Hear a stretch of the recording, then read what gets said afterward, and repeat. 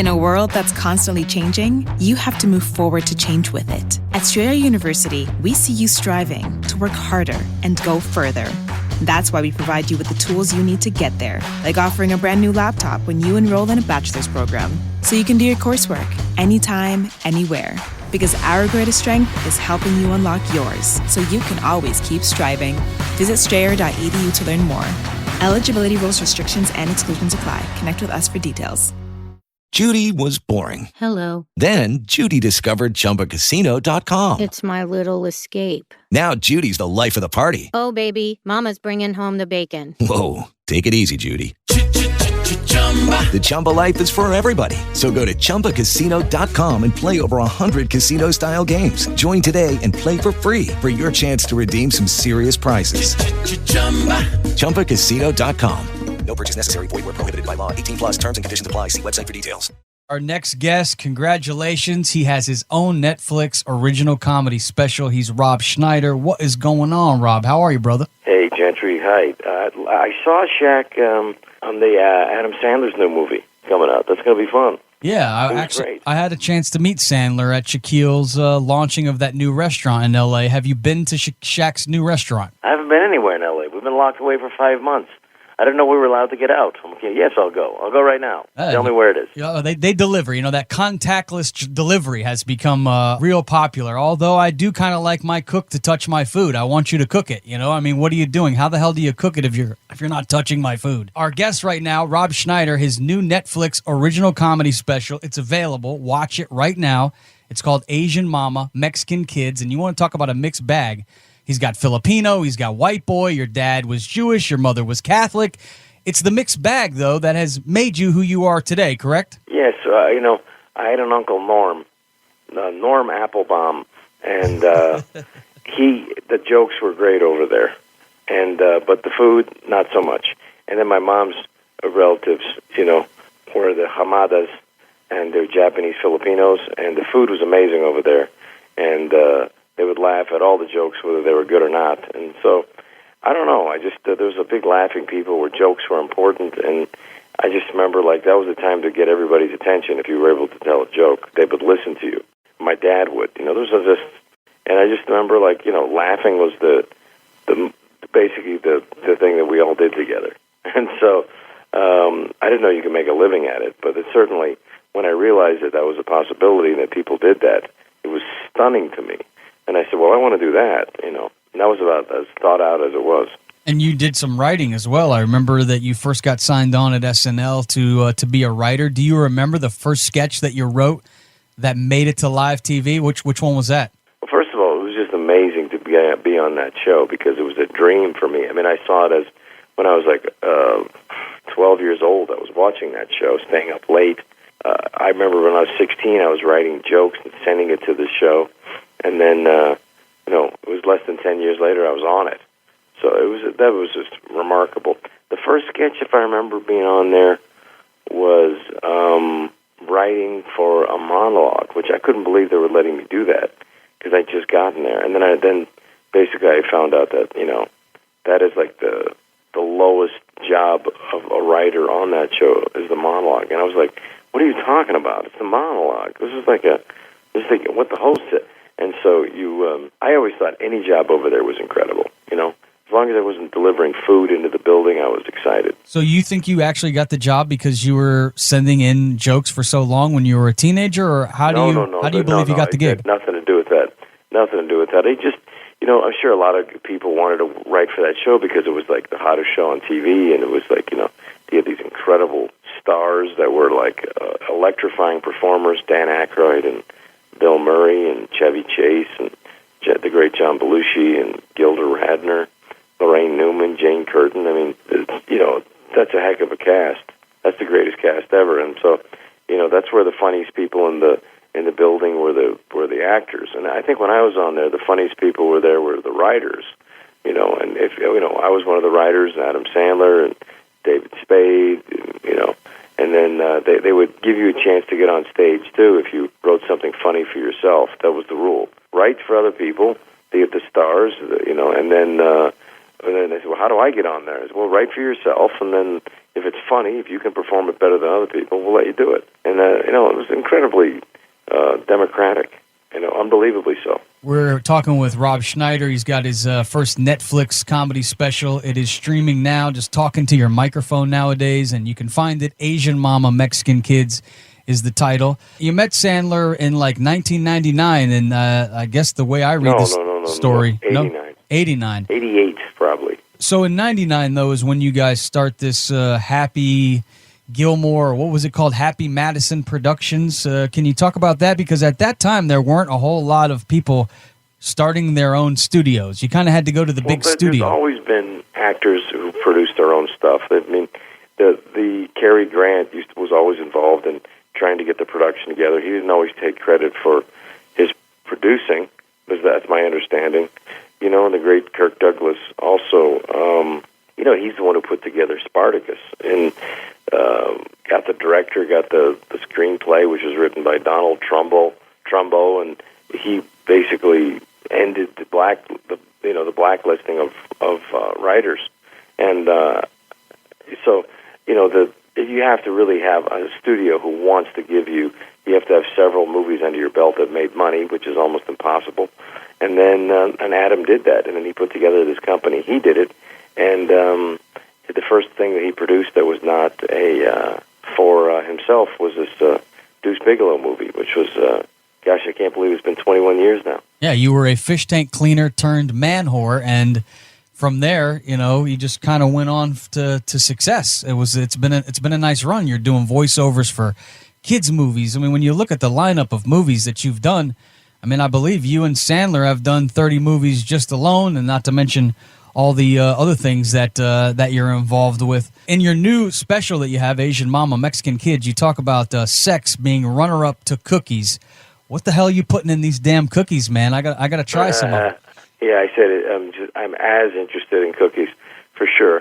I just think people can relate to different things when you're getting a little bit older, and my audience is aging with me. I hope, and so I think it's just stuff trying to make it as relatable as you can, and and it's just stuff that makes me laugh, and the problems in my life. I think people can relate to it. My wife throwing away all my sweatpants because she said the sweatpants lie to you, and I went like, they lied to me, okay, and then the next thing you know, it comes out to be a good idea for a joke, and she's helped me write a lot of jokes and come up with the situations, and it's fun. I've been doing this a long time, so but most people don't even know that I started out as a stand-up, so I really wanted to have something out there that would be, I could show my kids one day when they get old enough, and I love doing it, and I really, really admire the great comedians today who are, Dave Chapelle, Chris Rock, Bill Burr, Sarah Silverman, Whitney Cummings, there's Amy Schumer. There's so many great ones, and so there's a real high bar, and it's a great time to be a comic because you have audiences that are literally dying to come out and just to hear somebody with an opinion, because it's a culture now that if you do risk an opinion, they can destroy you. So it's and they want somebody to kind of make sense of the world for them. And that's just never been a better time to be a comedian, in my opinion. Yeah, my dad was a comedian coming up. He threw some magic into his show. He did make it to the Jay Leno Tonight Show. At one point, he did get to grace the stage one time, but never made it too far. But I always have this thing in my heart. I'm in the radio business. He was on Jay Leno? Yeah, years ago, like probably in the, I want to say early 80s. There was a Tonight Show challenge that he won way back in the day. He toured the boats. He was on a lot of the cruise ships, and he still tries to do it to this day. He's getting a little bit older, so especially now, nobody's traveling, so he's not doing much of it. But I kind of have this thing in my heart that at some point I would like to get up and try to do 5 minutes. Who gave you the best advice when you were an up-and-coming comic? What's some of the best advice you were given that you still kind of hold true to your heart today as you do stand-up? Well, Jay Leno. Well, there's a bunch of the greats always talked to me and gave me good advice. I remember driving Jay Leno around when he was playing in San Francisco in my car. I was driving him in my car, and his advice was, how much, you're a comedian, how much time you got? And I go, I got about 8 minutes. He said, that's good. Most comedians ask how much time you got. They say, I got 2 hours. Who wants to hear 2 hours of comedy material? If you either have 5 minutes to kill every time you go out, everywhere you go, if you don't have that, you don't have anything. And I just remember, that's good. Just work on your first 5 minutes. And then one thing I had when Jerry Seinfeld was like, I don't care how famous you are. You get 2 minutes to be funny on stage. And if you're not funny after 2 minutes, the audience is going to go nuts. They're going to, it doesn't work. So you have to say something funny. And that was good advice for the second part of my stand-up career. Sound advice. One thing I learned from Jay that he didn't specifically teach me, but I didn't realize this. At one time I was out in California. I went to Hermosa Beach when he was still doing The Tonight Show. And I went to one of those nights in Hermosa Beach where we had a small club, and he was just doing a lot of the lines that he wanted to try to do in his monologue, either later that night or for the show the next day, and just testing jokes. So one thing I kind of learned from Leno, he's the great preparer, being prepared for when that light comes on. I thought that was interesting. Oh, no, he was a hard worker. If you see Jay Leno perform now, he's just as good as he was 30 years ago. And he doesn't make one verbal mistake in an hour of his material. And he's just as sharp and just as witty and just as brilliant, and his jokes are just as logical, and with the great absurdist progression to all his stuff. And he's just, the best comedian of his generation. He was, absolutely. We're talking with Rob Schneider. Make sure you check out the new Netflix show, Asian Momma, Mexican Kids. Also follow him on the Instagram. I'm really proud of you, Rob. You've turned out to be one hell of a father.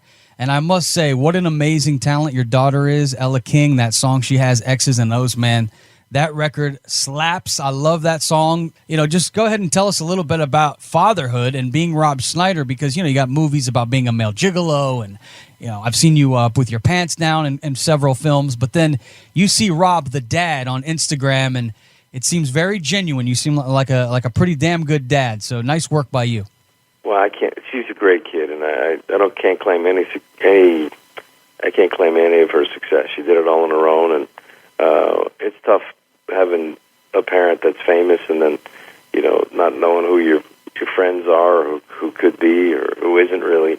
And so she's just kind of carved out her own path, and she has a real passion for music, and I couldn't be more proud of her. So and she had 2 younger sisters who were super sweet, and I always say, there's always a silver lining to everything, and just, being unemployed and in this extended flatten the curve, flatten your life for 5 months, hanging out with these kids every day is beautiful. They're just and childhood just flies by, and just to be with these little babies, and, they're almost 4 and 7, and it's just, it's incredible. It's just a magical time where and it just blows by, and so I'm enjoying every minute of it.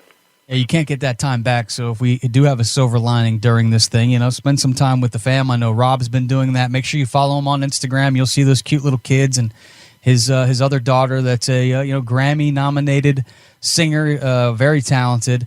I also, as you talk about, King. She's on the comedy special with me. She actually sings on the special. Yeah, it's really beautiful. I mean, I didn't know what was going to happen. I told her, I said, hey, listen, I got this comedy special, and who knows if it'll ever happen again. Why don't you come out and do something with me? And she said, yeah, she'd love to. So she picked a song. She picked a song she knew that I would know, a Roy Orbison song. And it was very sweet, and people really responded to that, probably more than anything else in the special. She has a very, very unique style. I would say it's maybe you could put this in lights. I feel like she's like Amy Winehouse meets Meghan Trainor meets Blondie with a sprinkle of Rob Schneider. It's like my goodness, she would love the first 3 of those and hate the last one. Yeah, of that description. But it was a sprinkle. It was just a sprinkle of Rob. Not a whole lot. As we get older, I know you talk about that in the special as well. I recently started taking turmeric. I don't know how the hell you say it, but it's helped my back on the basketball. Turmeric. Is that how you say it? It's anti. It's a really strong. It's an herb. It's a really strong anti-inflammatory, and it's really good for old people. Yes, I'm taking that. So I hear you're the vitamin king. Can you give me your everyday regimen as I inch older myself? Like, what kind of vitamins should a man be taking? Well, for any flu type coronavirus kind of thing, and this coronavirus is a coronal virus, and it's I'm not an expert. I just tell you like what I heard from the guy who was an MIT scientist, Raymond Francis, who I dedicate the comedy special, Asian Mama, Mexican Kids. I dedicated to him and my cousin, who was also a doctor. And he said, just take quercetin, Qurciten, Okay. quercetin, and then and adrenal supports for your allergies. So I don't have allergies anymore. I just take that, and the multivitamin, vitamin C, glutathione, and acetylcysteine also is good. Essential fatty acid, which is a lot of spectrum. It is another good anti-inflammatory.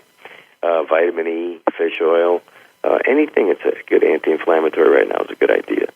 Gosh, I mean, there's a ton of it. How many do you take? Because the Sandman says that you're obsessive compulsive with your vitamins.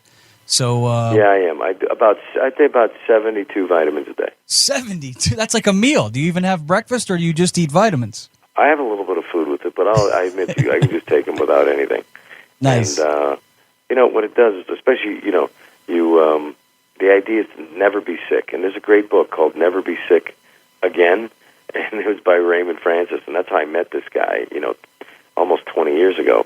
The idea of it is, the FDA in 1997. I'm sorry, it's not the FDA, but it was it's the USDA said you can no longer get all the nutrients you need from food anymore.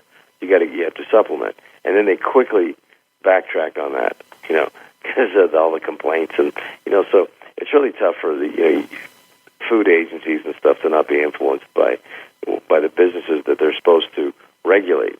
And anyway, so they backtracked against that, but it's basically true. I mean, you have like foods that are like, whether it's a carrot or an apple, it doesn't have the same nutrients as it did 40, 50 years ago. It just doesn't. And so you need to supplement these things, and it's so to stay healthy, to not get sick. And I think definitely one of the reasons why we have health issues in America is because of the food. You need to supplement and stay healthy. And I think just because you're eating food doesn't mean you're getting all the nutrients you need. So it's important to supplement. And as a matter of fact, half the Americans take some sort of vitamin or something. So I definitely think you should do it. And they never talk about your immune system when people, whenever anything's happening like right now, they don't realize, hey, there's some things you can do to prevent yourself from getting sick. They'll never tell you that, but that's exactly what you need to do. You're never going to get somebody from CDC going, what, if you just took vitamins, lost some weight, did some exercising, went to a sauna, and drank some really good water, you'll be fine. You'll be okay. No one will ever say that. Yeah, they want us wearing masks and herding us around. It'll be interesting to see how everything shakes out. At the same time, look, if you are feeling sick, wear a mask. And if you're not, it's true. If you have health issues, if you are overweight, if you have high blood pressure, anything, diabetes, you should definitely wear a mask. And I'm not saying not to wear a mask. I'm saying you could, it could save your life. Absolutely. For most people, it's this is not an issue. But for some people, sure it is. So, when I go out here, I'll wear a mask, no problem. You would have never known. Rob Schneider maybe should be wearing a white coat and taking your blood pressure. This guy can tell you a thing or two about vitamins and some very. No, these are just, by the way. I thought it was great advice, man. Take the advice. None of that's FDA approved. None of that's CDC. That's just from me.